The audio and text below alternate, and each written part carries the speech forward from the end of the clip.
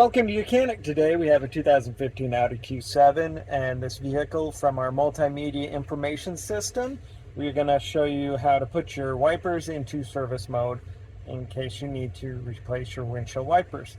Now what service mode does is it puts your wipers into a location where they do not interfere with the hood for you to be able to replace them.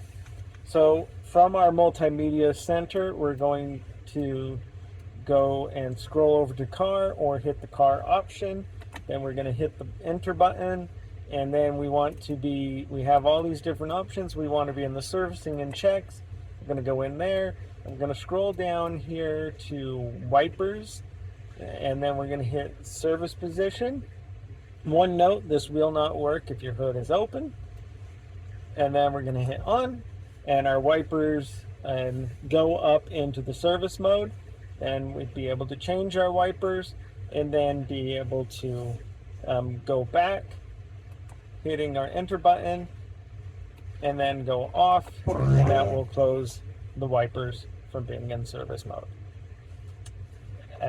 That's how you put them in service mode to be able to change those on your Audi Q7. Thanks for watching Mechanic, where you can be the mechanic.